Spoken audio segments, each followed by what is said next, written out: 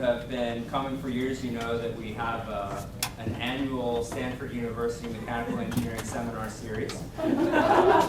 So 3 years ago we had Beth Pruitt, 2 years ago Amy Herr, last year Tom Kenny, and this year we're lucky to have Evelyn Wang. And you forgot Roger. Yeah. That's right, yeah. So that was a special edition of the series. So just a brief introduction of Evelyn before we get started. So she joined the faculty at MIT in 2007 after having done a postdoc at Bell Labs and having graduated from Stanford Mechanical Engineering in 2006. She's won the whole series of all of the junior faculty awards, in particular the DARPA Young Faculty Award, which is certainly not an easy one to get, as well as a few others. So, as I said, we're very lucky to have Evelyn, and I invite her up to begin. Thank you. Thank you. It's really great to be here. As mentioned, everybody, I've been here a couple times. This is my first time really to see the campus and really talk to a lot of the faculty, so I'm really happy to also be able to share my work here in this institute. So thank you again. So what I thought I'd like to share with you today is some of the work that we do related to how we take advantage of nano-engineered surfaces to create new functionalities for various types of kind of thermal applications. And before I get into the details of this topic, I thought I'd just give you a little bit of overview of what my lab does in general. And we really look at the intersection of these three areas where we look a lot at kind of using these kind of different types of engineered surfaces and a synthesis of different materials really to create different functionalities. So that could be fluidic transport or that maybe radiative transport, which I'll talk a little bit about today. And meanwhile, we've also focused a lot on using these kinds of structures and surfaces to manipulate interfacial behavior. So, for example, we can have like liquids that kind of have these interesting asymmetric shapes because of the way we manipulate the structure geometry, or create these kind of flooded hexagonal structures, and really kind of deal with surface tension effects. And ultimately, since my background is really in heat and mass transfer, we're really interested in also realizing devices that you can take advantage of kind of micro nanoscale effects to kind of enhance performance. And a lot of this is really addressing problems in a variety of areas related to kind of microfluidics, thermal management and heat dissipation, electronics, and water desalination, and then energy conversion devices.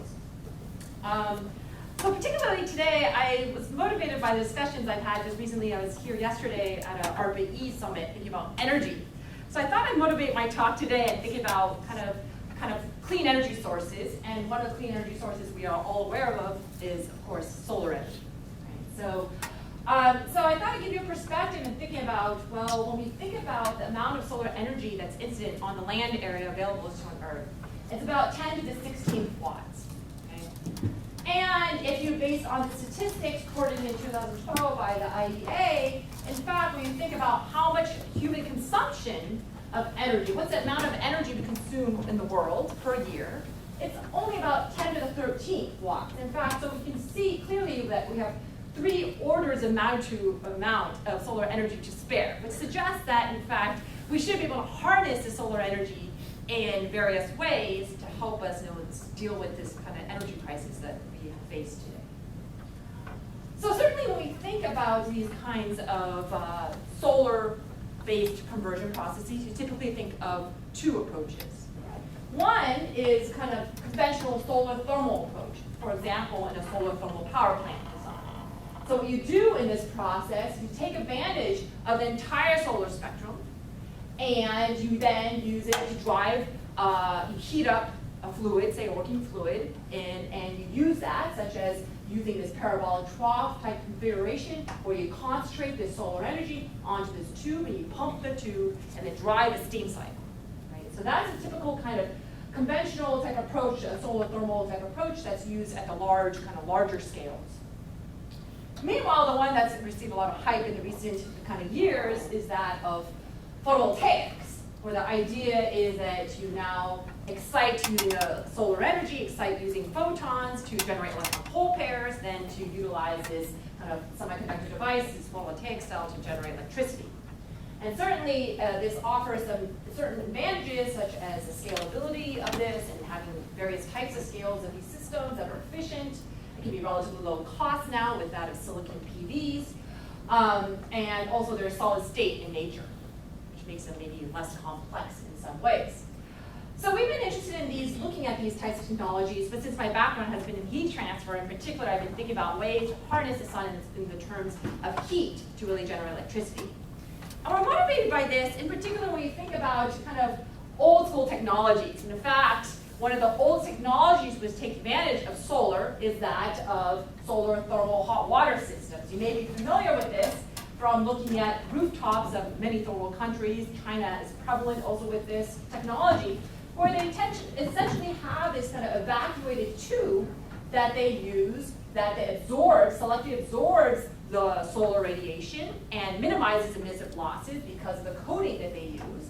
And to heat up, say, this kind of fluid structure here, which often is a heat pipe, which is a passive way to effectively conduct heat through via the phase change of a liquid to vapor, to your hot water that's getting kind of to provide heating for your hot water source for showers and stuff like that in your home. And this technology is over 100 years old, and you'd be surprised, a rack of this, one of these racks, is about $80, right? And this can usually generate sufficient kind of hot water for a household, say, per day. And so it's pretty impressive, actually. And so we've been really inspired by this because, of course, to kind of deploy solar technologies, it has to be not just kind of the abundance of solar energy, but also it has to be cheap and it has to be efficient, right? So in this case, this is a kind of a nice example of that. And certainly, though, in this kind of example, it doesn't really generate electricity. It's really just for hot water. But in fact, in a house, heating and cooling or heating loads are actually pretty significant. That's what drains a lot of your electric power anyway, typically.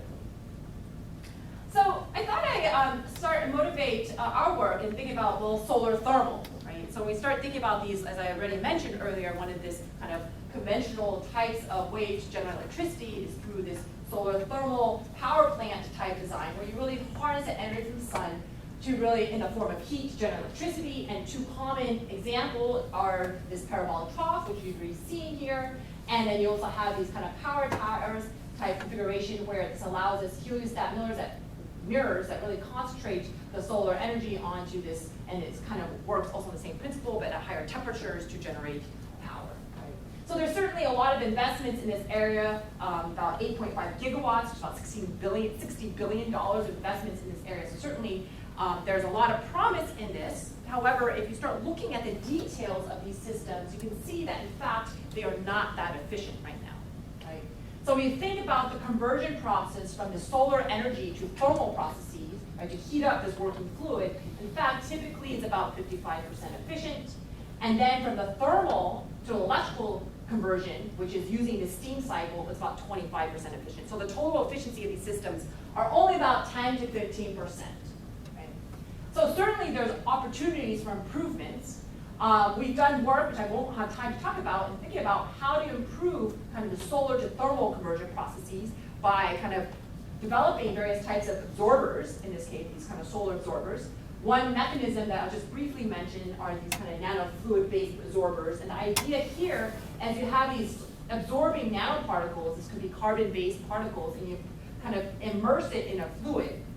And in this kind of volumetric sense, that in fact, what allows you to do is via the fact that you have now this volume, that in fact you have this kind of temperature profile that's generated from the solar radiation that comes in, and in fact you get much lower temperature at the surface compared to the rest of the volume. In this case, you basically get this inverted profile that allows us to minimize the emission at the surface.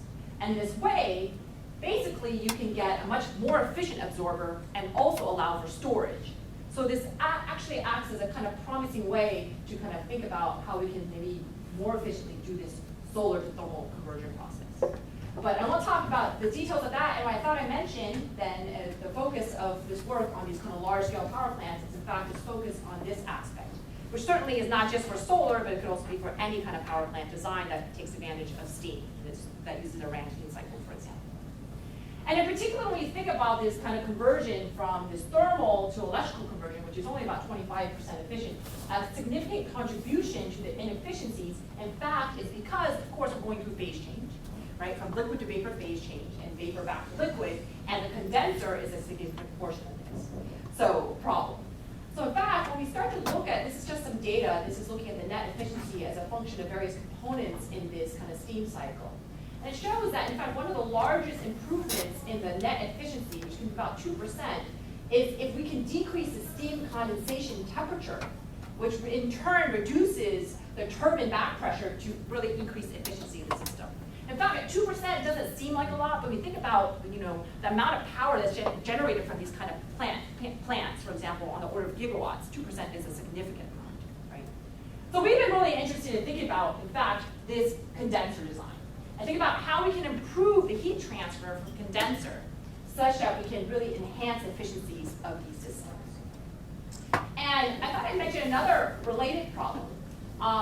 Is that with these power plant designs, in fact, another issue is combined with this water consumption issue. Right now, because we said that we're using water, right, in these steam power plants, in fact, water has a very high latent heat, which is great for, say, heat dissipation. But the problem is it also takes a lot of energy to actually convert now the vapor back into to liquid. And this case that, in fact, the way to do it now is often using water-cooled steam condensers. However, you can see here that, in fact, to be able to do this for the US, in fact, it consumes about 40% of our total freshwater withdrawal. So this is kind of combined problem of now the amount of water that we're using for this process, where there's a need to try to move to air-cooled designs. However, we know if we move to an air-cooled design, it's not going to be nearly as efficient. So really working at the intersection, think about how we enhance the condensation heat transfer, meanwhile minimizing the kind of consumption of water for these kind of steam power plants are really critical. Okay? And so this is where I think there are opportunities in the things that we do and thinking about kind of micro and nanoscale engineering. And a lot of it is really thinking about, well, how do we enhance this condensation process in a way such that we can improve the overall efficiency of these power plants? Also, if we can enhance this kind of condensation process and within these kind of steam tubes, but minimize the pressure drops, maybe that could be an avenue for us to decrease the size of these condensers, kind of increase area on the outside for us to use air eventually for kind of the cooling media, right? We just need more surface area. And certainly, of course, if we can do this in terms of enhancing the performance, this can also address a lot of other challenges, not just in these solar thermal power plants in general, but thinking about electronics cooling, various types of industrial evaporators, condensers, HVAC systems, and et cetera. So the key, though, however, is thinking about how do we do this? And as I already alluded to, this really is related to, well, how well can you control now how the fluid interacts with these surfaces, right, when you're condensing. And typically when you think of condensation, when you have a high surface energy material, such as that of glass, when a vapor condenses into liquid, you form a film. And this film is undesirable because of the fact that the film adds a significant resistance or a barrier to heat transfer, right? So for about 80 years or so now, people have known, well, let's get drops, right? They term this mode of kind of condensation where you get these drops that can roll off once they reach the size of gravity, where gravity will start to play an important part. So it's basically above the capillary length for water, which is about 2 to 3 millimeters. In fact, then they can shed off, and that you don't have that additional resistance of that film because these droplets will only grow to a certain size and they just get removed.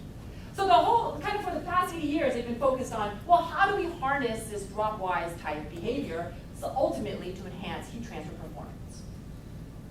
And this is where I think the opportunities have really emerged in the last decade or so, and thinking about kind of micro and nano engineered surfaces as a way to alter the wettability of the material.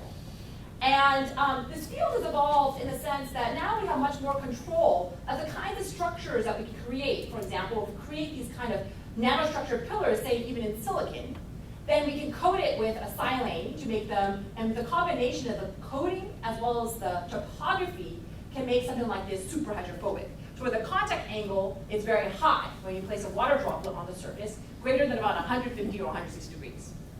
And in fact, you can do the same thing if you have the structured roughness, and now you have high surface energy surface, such as which silicon is already because of the silicon dioxide layer that grows. In fact, you get something that's super hydrophilic, so the contact angles are near zero. So there's a lot of interesting manipulation capability that you can do.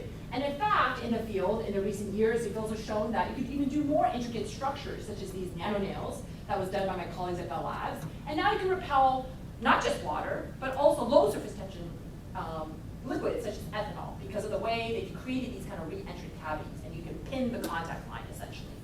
And you can also show that, this is done by Howard Stone's group, that they showed that in fact by creating various types of pillar arrays in different geometries, you can change how the wetted shape, the final wetted shape of the droplet is. It can change from these kind of square type configurations to that of hexagon.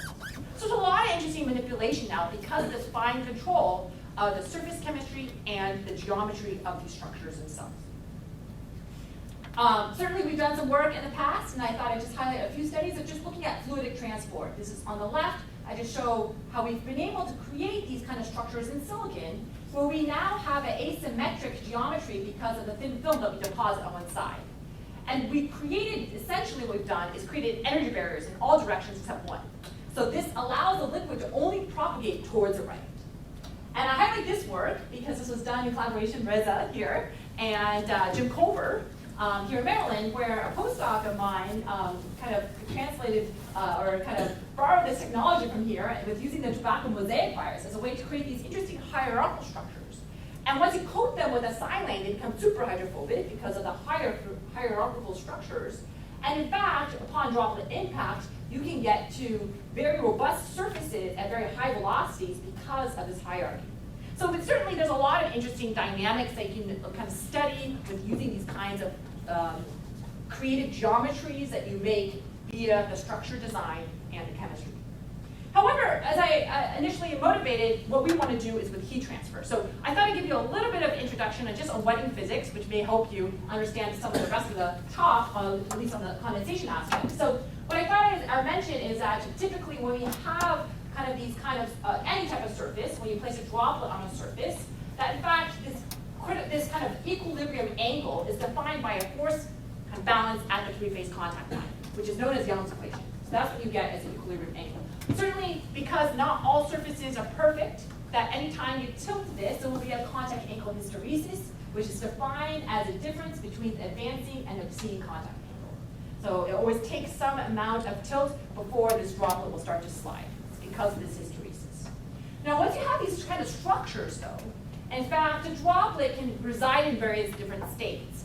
And the first is known as a Wenzel state, where the droplet penetrates into the structured surface, and because of the roughness of the features, it accentuates the wetting characteristics. So for example, if you have a rougher surface, then in fact, that is hydrophilic, it becomes super hydrophilic, right? And vice versa. You see that from this equation, where this roughness is defined as the overall area compared to the projected area. Certainly, there's another type of state that the droplet can reside in, where now it has sitting on a composite interface between a solid and the air layer. And this is known as a Cassie state, which is dependent on the solid fraction. And typically, when you think about which state the droplet will reside in, it's going to be dependent on which one's the lower energetically, it's a lower energetically favorable state, right? So whichever is lower is how the droplet's going to reside. This is kind of the basics of wetting. However, because now we have another component of phase change, in fact, this doesn't describe necessarily just all the details of what we predict in terms of what's going to happen in terms of your droplets that form during condensation. Okay, so typically, like I said, the wetting state is dictated by the overall energy minimization. However, what happens is when we start thinking about condensation processes where nucleation can happen anywhere on the surface, in fact, the local three-phase kind of behavior at this contact line of the droplet, right, becomes really important. So with this in mind, I thought I'd share with you now understanding that, in fact, because of the advent of these kind of nanostructuring and having very low contact angle hysteresis, recently it's been reported in about 2010 now that there's a new regime of droplet removal. And this is what we call jumping droplets, because what happens is because you have very low hysteresis, very low contact with your liquid, with your solid now, that in fact when droplets coalesce and merge, there's this excess surface energy that gets converted to kinetic energy. And so the droplets jump off the surface, and you can see that from the length scale here, it's about on the order of 100 microns instead of millimeters, which is what gravity relies on. We've been really excited about this because we looked at this study and said, well, That means if we can get droplets at smaller departure sizes, that will allow us to get even higher heat transfers because there's not less resistance because of the smaller droplets, right, when condensation occurs. And certainly you can see this. This is just from a review that we published looking at kind of temperature difference as a function of flux, and certainly in this jumping regime, you can get the highest heat transfer coefficients, which is what a measure of how well you're doing in terms of condensation. So we've been excited about this, but certainly in the literature, there's been very little work done in trying to understand really what is the role of the kind of the structure length scales, what is the structure geometry, how does that affect now what kind of droplets that you harness to get this kind of behavior. So briefly, for the first part of my talk, I'll talk a little bit about the physics and our demonstration of how we actually get to this jumping behavior, what kind of enhancements we can get. And then I'll move on to a second topic with nanoengineered surfaces. So my goal here is just to illustrate to you how there's complexity in the interplay between these aspects of structure geometry and how that affects the way the droplets emerge and what kinds of morphologies of the droplets you get, and how that really affects the type of growth rates that you get, which really is indicative of what the heat transfer behavior is like, and ultimately, how do you actually harness this kind of jumping behavior to get the enhancements that we want. So briefly, I'll just mention a few of the insights that we've gained from our studies. First, I thought from this work, the first thing is studying morphology. And the first thing about morphology is that, as I mentioned already, that one of the critical aspects is thinking about, well, which is a more energetically favorable state? Should we get a Cassie or Wenzel type droplet?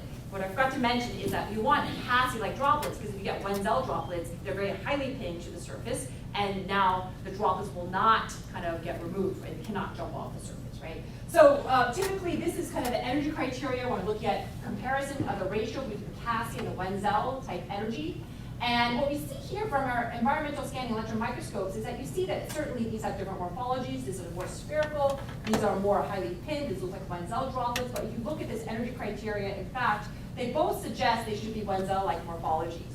So what we found is, in fact, there is difference in terms of looking at this kind of overall energy minimization criteria and looking at exactly what's happening locally at the three-phase contact line. And also the role of the structural length scale becomes very important. And so what we've done here is that we've done a few studies and trying to understand, well, how does the droplets emerge from the unit cell of these structures? So we've done very detailed studies with very controlled geometries that's allowed us to be able to probe, what role does the length scale have, as well as how exactly do these droplets emerge. So you can see here from various types of techniques, we've been able to create pillars on the order of tens of microns to about hundreds of nanometers.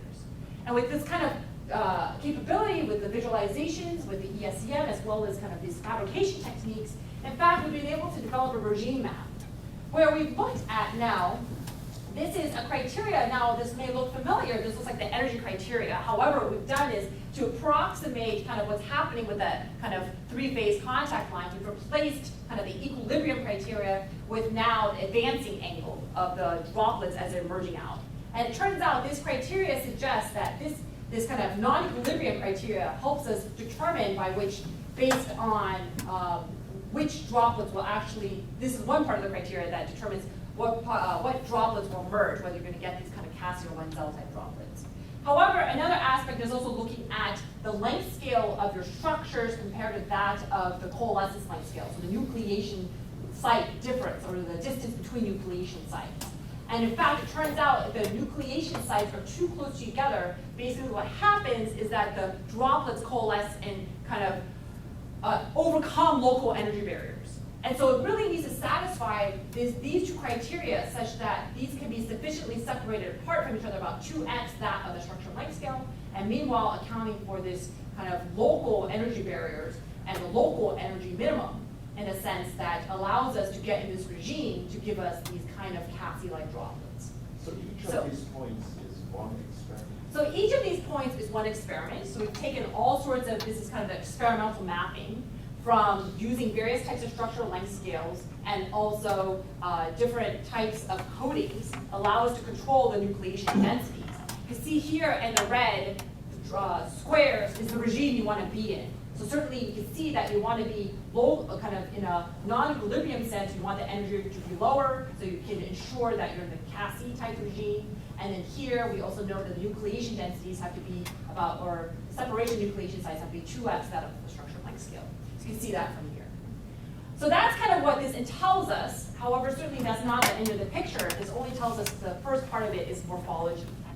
And what we've noticed also is the fact that now if we design these kind of structures such that we are in that regime, or we get these kind of Cassie-like droplets, because we've designed the structures in this way based on that regime map, we've noticed some really interesting differences between these droplets that look almost like balloon-type droplets, which we call partially wetting droplets, and here that are more spherical nature, where those droplets reside on top of the structures. So these partially wetting and suspended droplets, even if you thought you designed the surfaces in a way such that they're Cassie stable.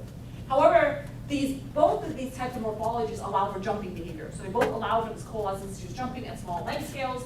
And what's interesting, what we found is we've taken these videos in this ESEM, and you can see here that in fact when you look at how the droplets grow in the ESEM, in fact there's distinct differences in growth rates. So you can see here the suspended morphologies really have very slow growth rates compared to that of these kind of balloon type droplets. And that's very important in fact because that's indicative of how good your heat transfer is, right? Because the growth rate is indicative of that, right? So certainly we've done a very simple model, which I won't get into detail. So it's looking at basically it's a thermal resistance network, which we look at how the vapor now condenses through the, and how the heat transfers through this vapor, through this droplet into this composite interface, whether it's in the suspended state, where there's vapor and solid versus a liquid and solid interface. And certainly you can see from here intuitively, if you just look at resistances, you should have a much more higher resistance because of the presence of the vapor compared to that of the liquid. And indeed, you do see this when you look at the growth rates. With a simple model compared to experiments, that we have much lower growth rates for the suspended type droplets compared to the partially wetting droplets. And particularly that becomes very important as you start to think about, well, what does this mean in terms of heat transfer, right? So what we've done is taken this kind of individual growth-based model, and we've been able to use droplet distribution theory and capture kind of looking at the overall flux of the surface with these kind of structured surface, with these kind of structures on them. And when we look at this kind of picture, in fact, you expect that your partially wetting type surface should be better than your suspended surface because we said the growth rates are much higher, right? But the important insight, in fact, is that, well, does it make sense to actually even create these kind of superhydrophobic surfaces? Is it worth the effort because of the fact that maybe we should just rely on gravity because there's still always additional resistance, right, at the interface. And maybe we should rely on gravity just to dropwise condensation, right? So what we've done here is compared now the heat flux in red when the case where we have these partially wetting type droplets on the surface compared to that as if we didn't structure at all and just relied on gravity for them to shed. Clearly you see that with the red, that you get an enhancement if you get the partially wetting morphology.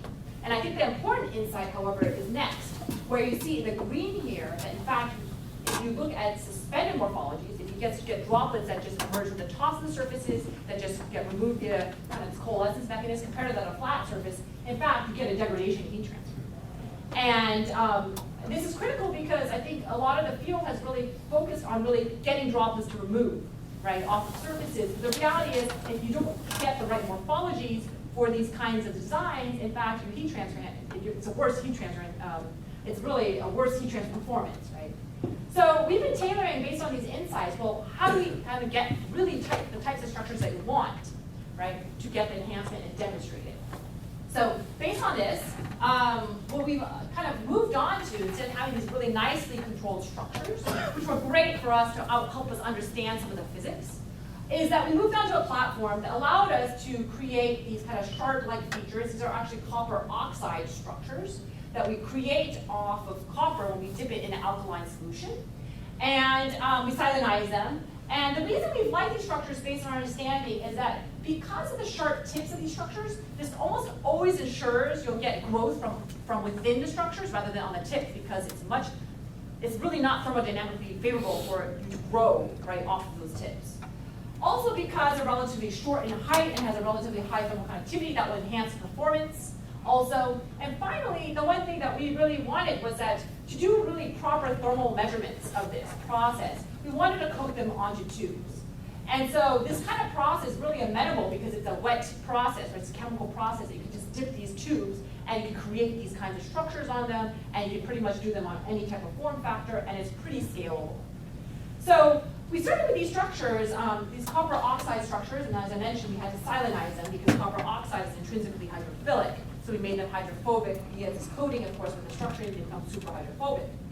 And just to give you an idea of the geometry, so these are tubes with we have essentially on the order about 6 millimeters in diameter and about 13 centimeters. So what we've done is taken these tubes and placed them into our experimental rig, and we have a cooling stream of water through this tube, right? And then we have steam now condensing using this. We generate the steam that is degassed and then introduced into this environmental chamber that we've created. And so we can, of course, control independently the vapor conditions as well as the cooling conditions, and we can get to kind of vapor pressures about 2 to 3, a little bit closer to 4 kilopascals or so.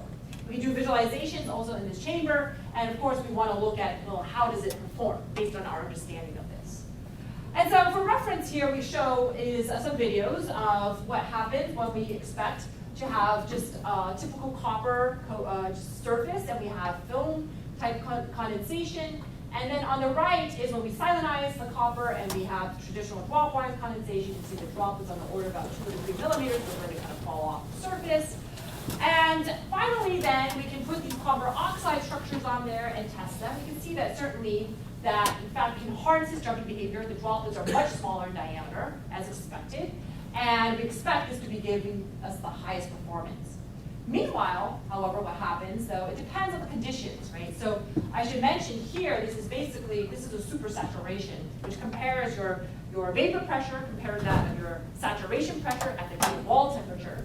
And if you push the supersaturation, you're essentially increasing your flux in some sense, right? And in this case, you can see at some point, you start to get a regime where you start to flood the surface and get this more kind of Wenzel type behavior. And we expect this because as you push the supersaturation, your nucleation density should be higher. And in this case, then this will lead to this kind of more closely spaced nucleation sites that allow for this overcoming of the local energy barriers that then lead to this kind of flooding mechanism. But we've been excited about these results because certainly we expect this to give us the highest heat transfer, and certainly we see this. So this we show now is kind of like an average temperature, which accounts for the difference in the vapor and the surface temperature and the liquid flowing through it. This is the log mean temperature difference compared to that of the flux. And you see expect in the diamonds, this is your film wise, which gives you the worst behavior. And then in the orange here is your drop wise. And then in your green here is, of course, in your jumping mode. So you get about a 25% kind of larger overall heat flux compared to that of the film-wise mode. However, of course, once we get to this regime where we start to push the flux, now you get a degradation as expected because now the droplets are much larger than that of the kind of previous, even that often of that of the drop-wise. Of course, we can translate this to heat transfer coefficients. So we show about a 30% enhancement in heat transfer coefficients compared to that of the dropwise. This is kind of the state of the art, which is what people do. So we were excited about this, and certainly we have modeling that also suggests that we have good agreement, so we have an understanding of this phenomenon. And we're excited because of the fact that this is really the highest heat transfer performance to date, although what we like to do is really push the supersaturation limits further to get even higher kind of performance, which we have some ideas how to do. What I thought I'd share with you next is just a little bit of an offshoot, because I thought this was interesting. I know a lot of people work in electric fields here and kind of interesting fluidics. So what I thought I'd share with you is something we observed along the way when we were doing these studies. So this is, again, your condensing kind of tube here. And this is a copper oxide surface. So you see here, as the droplets jump off the surface, in some cases, in fact, the droplets will look like they're repelling each other in mid-flight. We were pretty intrigued by this. We took some long time exposure images of this. And in fact, it looks like, in fact, that the droplets seem to accumulate some charge somewhere. And this is deionized water, right? So what we first did, we said, well, why don't we just apply potential and see what happens? And certainly you can see from applying an electrode or we ground the tube itself that, in fact, if you apply a negative potential, now the droplets are all kind of getting attracted to this electrode. And meanwhile, if you now change the polarity and change the potential, that in fact it looks like they're kind of repelling it. So certainly this seems to suggest that there's something going on here, and it seems like it's accumulating some positive charge. And we wanted to understand this a little bit better, so we did a more detailed experiment where we looked at now having a much more controlled kind of parallel plate setup, where you applied a potential across here, a field across here, to try to look at now kind of what happens as the drop, kind of looking at measuring the deflection angle as the droplets reach terminal velocity within this field.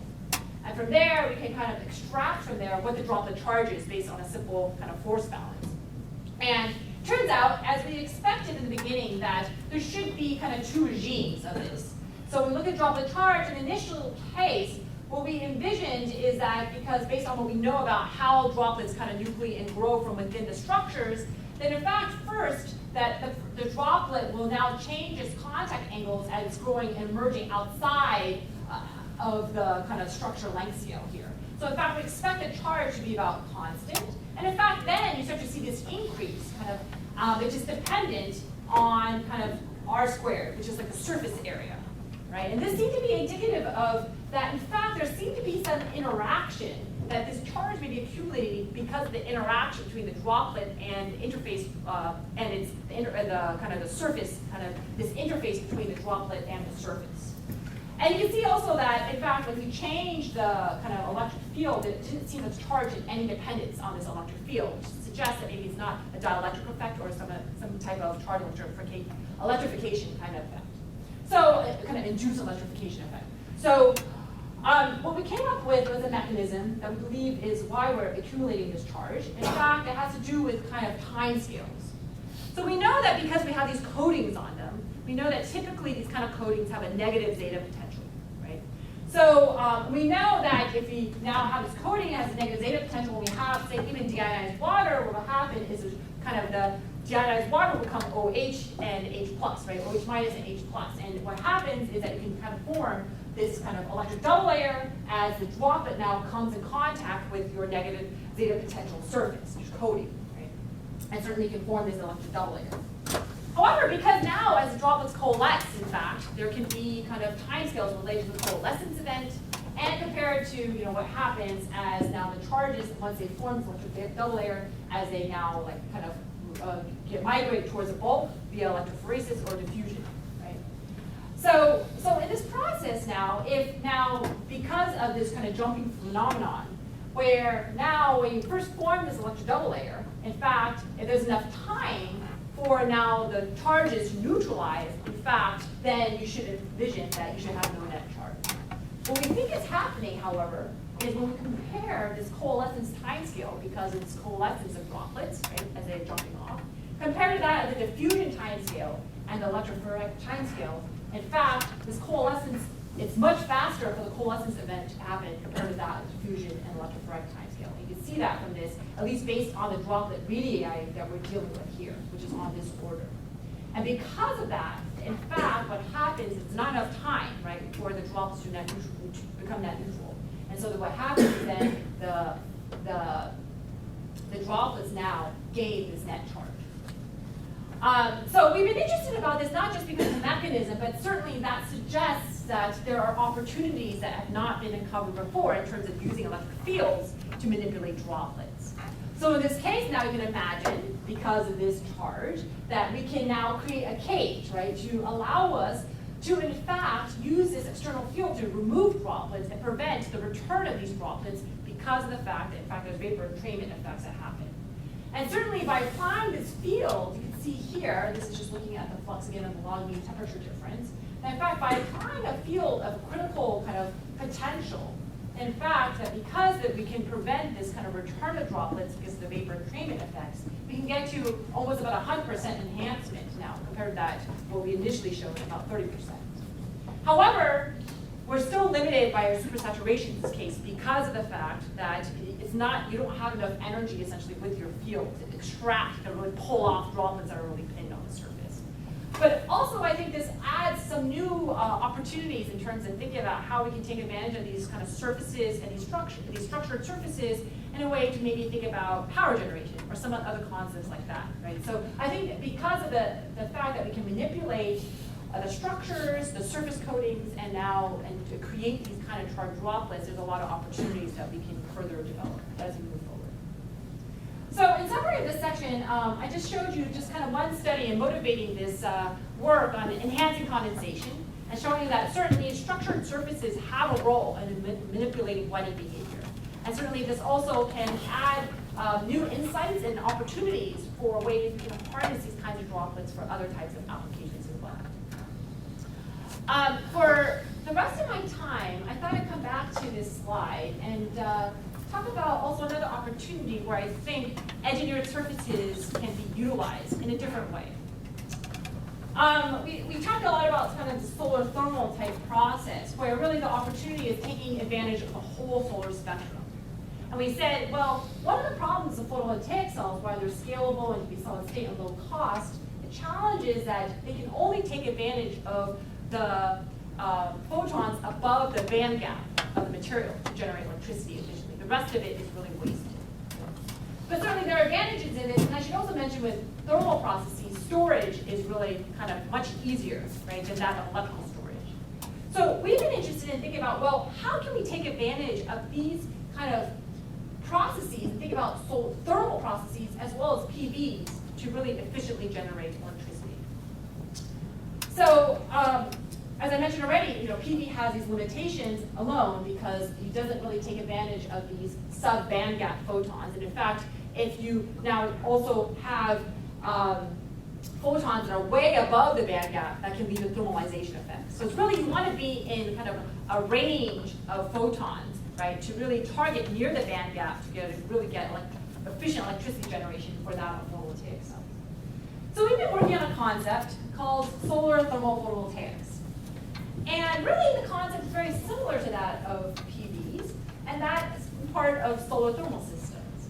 The idea here is you harness the total amount of energy from the sun, and you absorb all of it thermally, and you heat up this emitter, so it's a selective absorber emitter, to really high temperatures such that with thermal emission, you can target the band gap of the photovoltaic cell.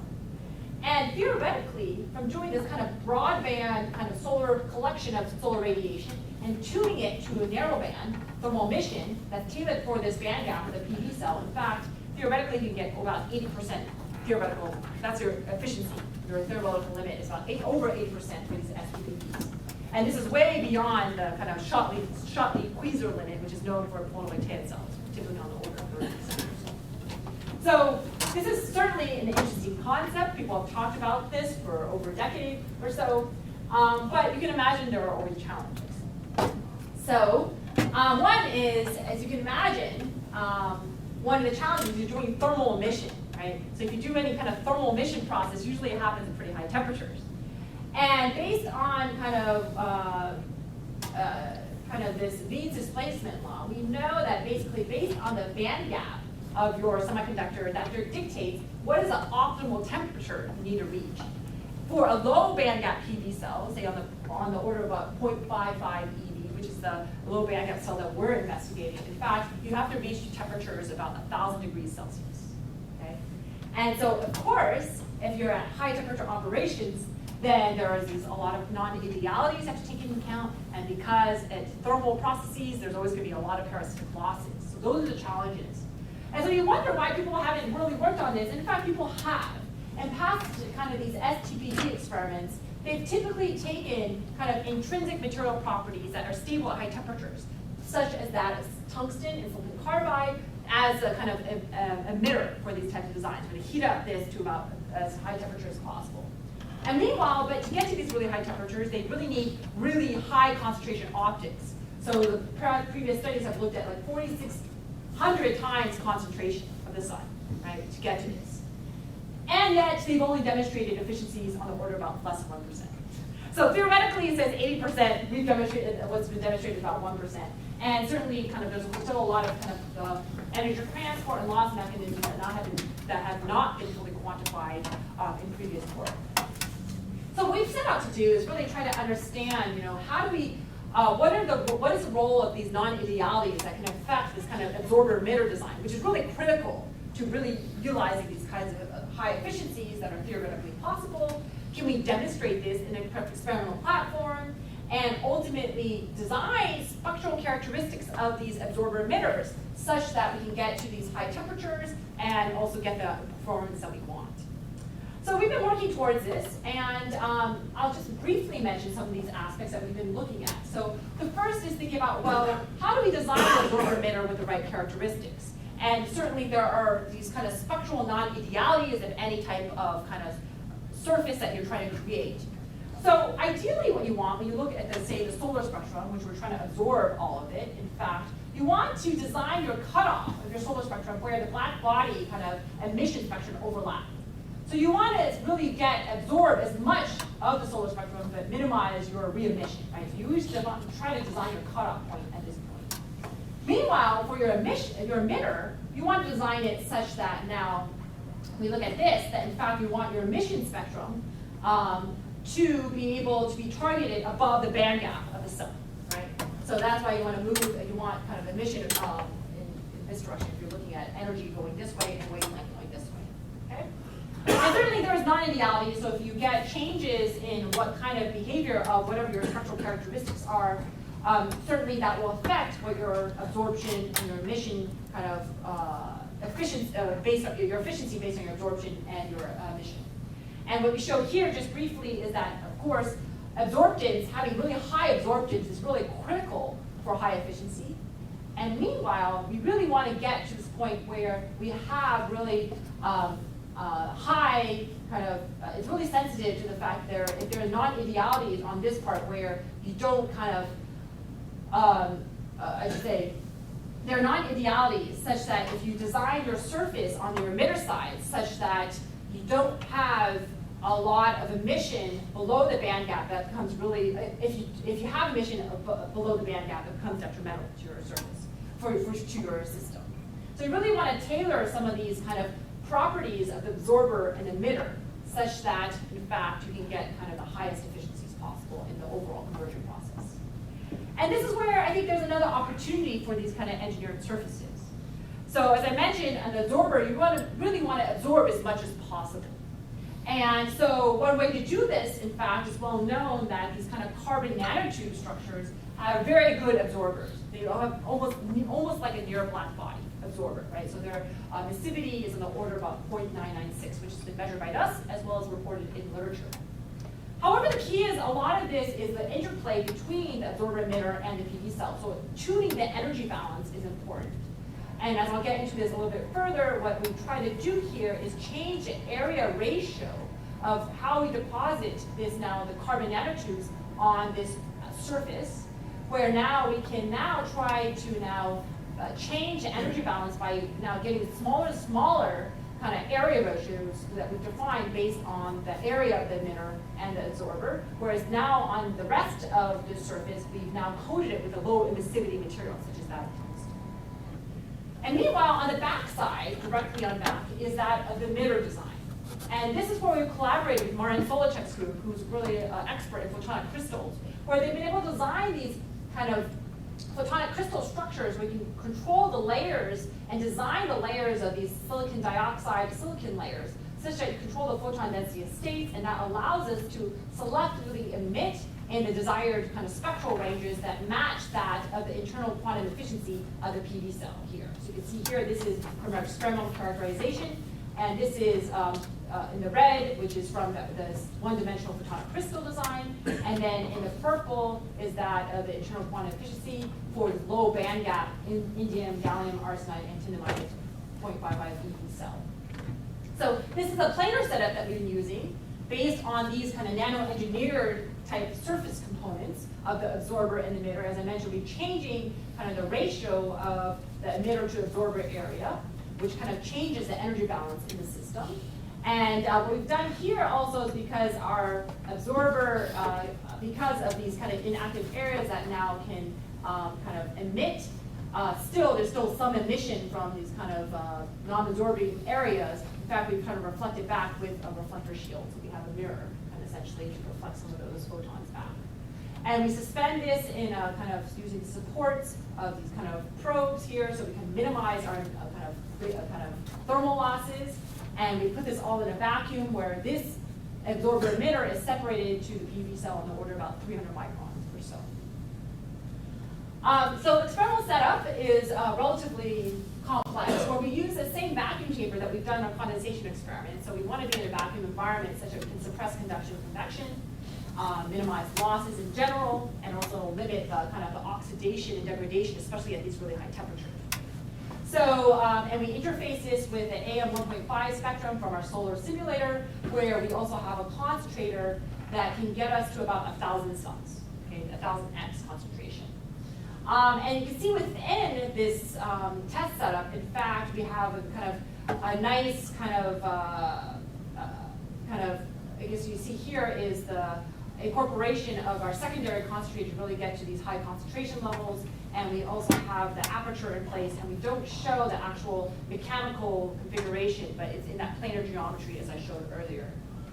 And meanwhile, we can also do electrical measurements and temperature measurements in this kind of system. And so the first thing we've done is to try to validate some of the models that we've developed based on one-dimensional kind of radiative transport. It's an energy balance model.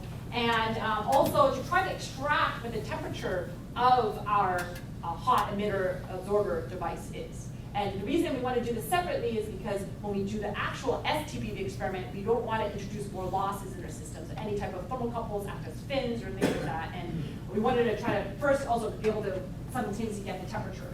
So what we've done is first essentially a calibration type experiment, where you can see here is a power output of the PV cell, and just looking at the emitter temperature, when we put a thermocouple directly in contact with this, and been able to now sweep through this, right, by changing either through having this kind of solar power that we introduced, or using a resistive heating type element to now calibrate the system to figure out what the output power is and how that relates to your emitter temperature, right? And once we have this kind of calibration, which also we also show we have a very good agreement with our experiments, we can move on to our STPV experiments and start to extract some very useful information.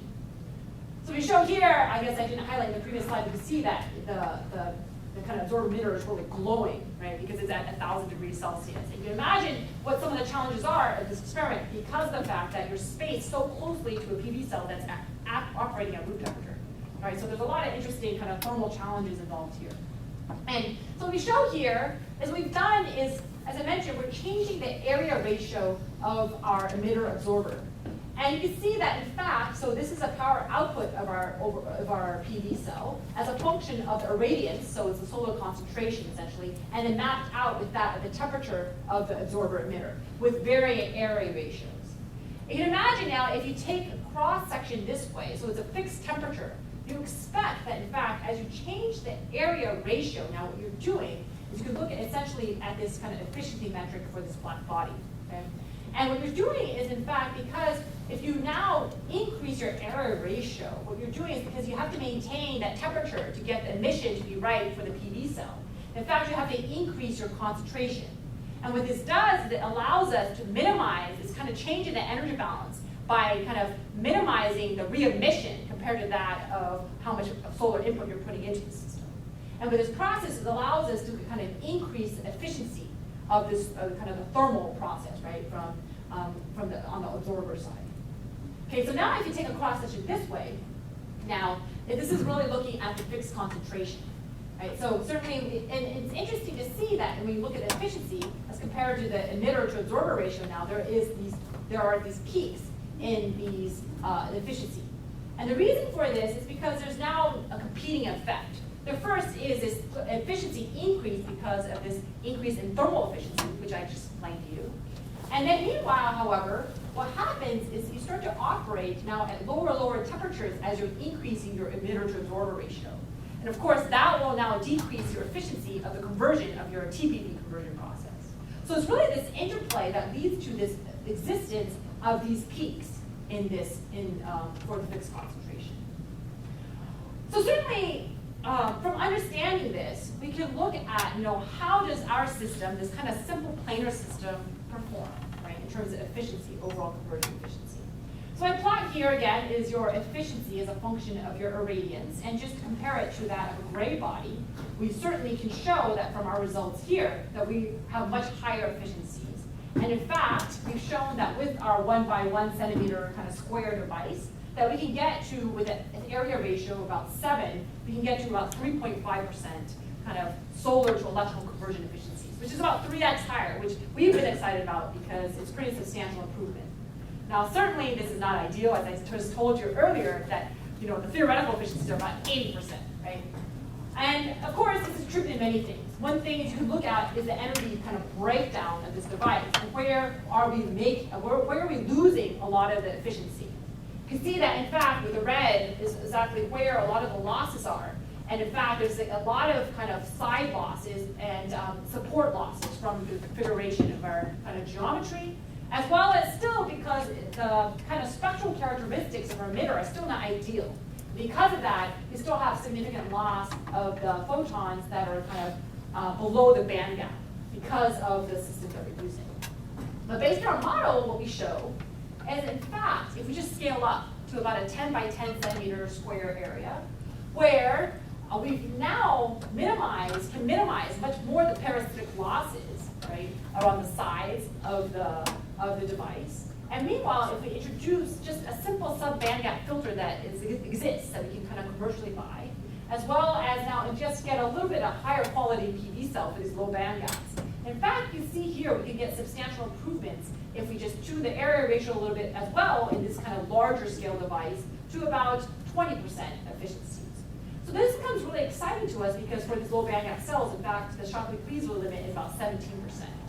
So this suggests that there is actually much more significant promise, and also maybe turns to new opportunities in thinking about, well, can there be new materials made or more focus on materials that are stable at these high temperatures for these kind of spectral kind of control, as well as thinking about making larger scale type PV cells, these low band gap PV cells. So with that, I think I just show you now, these are two examples where I believe there are opportunities in these kind of engineered surfaces, one to manipulate really radiative transport and one now to manipulate light. And of course, this work has been done by my students. This is just a summary, which I won't get into now, but I just want to acknowledge my lab as well as the funding, particularly from the wedding work. My student in NAD really is the main driver in the kind of condensation work, who's going to be a professor at UIUC starting in the fall. And then Andre here has been leading a lot of the SDPD work. Of course, the funding is from the GOE as well as ONR. So happy to take any questions, and thank you very much.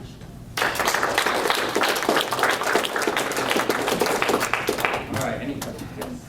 I don't know if this makes any sense at all. I know very little about thermal systems, but I'm drawn to the some of the connections between the two parts of your talk, and that one of the problems with condensation was you had these very high thermal resistances when you had these very highly structured surfaces. And does that tie at all into reducing parasitic losses when you're suspending these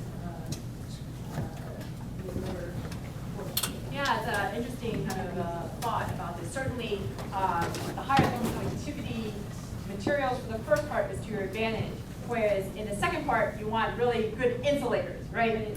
So there's these, whereas, I mean, you want great conduction, you want great conduction through your nanotubes to their emitter side, but you don't want to lose any, so you want to have as much You're suspended. I mean, I assume these are just beams. Right, they're just beams, they're just kind of these little I assume they're as small as you can make them basically. Right, and still allowing us to kind of maintain the parallelness of our design. So certainly, it's kind of like thinking about, I mean, I think so really, in the second case, you want great insulators for these, and the first case, you want great conductors. So it's almost like the opposite, right? Right, so I guess my question was, you had some kind of structured, I don't know, way to suspend the emitter, so you had very, very small points of contact. I was envisioning kind of your structured surface where you were getting very high I see what thermal you're saying. resistances. So in fact, I think we've been trying to do, can't see too Because well. I've seen, I mean, thermal losses just through this And significant. is pretty good. It's pretty significant. You can't see, unfortunately, I don't have another picture with me right now, but certainly we've already, it's basically only 2 points of contact here already. Right, so certainly, and I would say, it's probably on the order of maybe a few hundred microns, because it's like a point kind of contact already. So if we wanted to, so certainly the pillars, maybe we could make them a little smaller and certainly try to, but I think ultimately the value is scaling it up rather, because it's just that they dominate so much. You diminish the effect of the losses on the sides. But, you know. I have a question. Yes. I was wondering if there were any issues with keeping that PV cell cool, and if that's integrated into your balancing plan. I didn't mention this, but certainly, I mean, the reason it's cool is because we're actually actively cooling on the backside.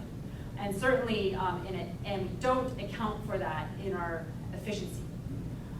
Certainly, I think it depends on how you want to do the heat dissipation eventually. So I've thought often about, well, if depending on what the heat load is, but you know, maybe we could do a heat pipe type configuration, so it doesn't really require excess energy per se. The thermal management, actually, the advantage of this is because if you get the emission right, you don't actually have that much excess energy that leads to the thermalization and the heat generation in the PV cell. Right. So even though it's really closely spaced, so it may not be that bad of a problem. The reason we didn't do like a real type of, I think, real practical solutions is because we wanted much more control in our experiments. Sure. But certainly we've been thinking about it, and we're actually trying to really do the detailed characterizations of how much heat is generated right now, so that we can also suggest the advantage maybe of this approach, rather than in PVs we typically have this heat generation problem anyway, and that leads to degradation of efficiency. Right. Thanks. Great talk. Thanks. The first part of your talk, you mentioned briefly about geometry, the variations in geometry. So I was wondering if you have some thoughts in regard to how you may go toward that direction in the study that you do. So certainly, I think the geometry has been really critical for us in terms of harnessing the right type of behavior.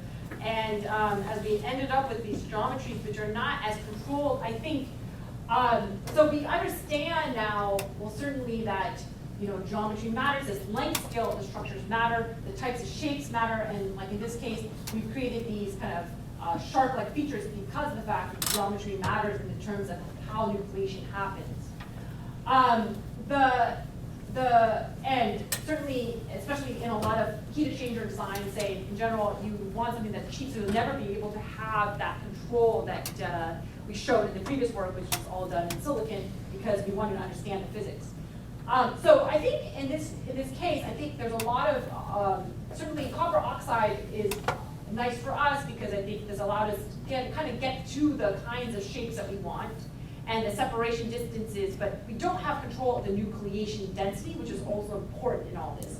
So the geometry is such that we need to get to much more control at the molecular level of the coatings, because we know that the reason nucleation happens where they happen is because of defects in the coating. So it's really the interplay between the coating and the geometrical features of the structure. And copper oxide is nice because we knew how to do it, we knew how to do it in copper, but in fact, we've got a lot of resistance from a lot of industry already, and talking to these condenser companies, because they don't use copper, they use steel. And so the question is, how do we actually design structures now in the kinds of forms that we want to harness the behavior in the right materials that are scalable? So there's still that interplay as well that we still have to think about more. But certainly, I think we understand what kind of length scale structures we want, the kinds of features that we promote. Say, I think we want these kind of sharp-like tips because you want droplets to always emerge from within. And we also know that we want good thermal conductivity, other characteristics, right, for transport characteristics as well.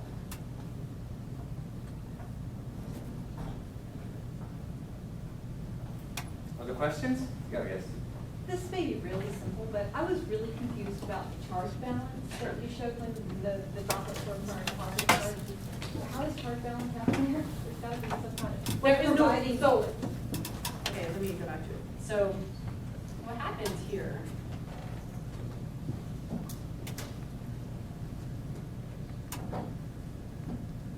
so this, right? So here, right, so you have a net neutral droplet, just DI water. And certainly here, there is electric double layer form, which is well known. We have something that has, say, a negative potential, so you migrate you create this kind of ions to not, and then the other counter ions shield that, right, and create this double layer, right? So there's a charge balance here, and I think what happens, I think maybe the question is, well, what happens now afterwards, right? Because certainly there has to be now, if this becomes net neutral. But the problem is basically what happens if, say, only the positive ions are here? What happens to the rest, right? And that's a very good question, and certainly we think it has to be dissipated, it has to go somewhere. And we don't really know yet because we can't measure, we were thinking that it must reside on the tube itself, right? And so maybe that they must flow somewhere, and we haven't been able to measure that signal. So I'm not sure, but that's what, it certainly has to go somewhere. And so we're still investigating that, especially now that we're trying to see if we can generate power from this concept. But certainly, there has to be an overall charge balance, which is what I think you're referring to. And certainly, I think it has to be remaining on this tube structure and eventually dissipates via, I don't know exactly yet. Okay, thank you. Yes? Actually, this reminds me about those electrokinetic phenomena, about electrokinetics. Oh, yes, So it is, basically, yes. yes, basically you have electrophoresis, streaming potential. Basic streaming potential, what happens is when you have this electrolyte contact with surface, and then you pump that, you pump the electron or whatever charges to one side, and you form a streaming potential. That's a common phenomenon in this type of things. If you are thinking of electrokinetics causing this charge. Maybe I'll talk to you a little bit more about this afterwards. Yeah, thanks for the comment. All right, any last questions? All right, great. Let's Great, thank you very much.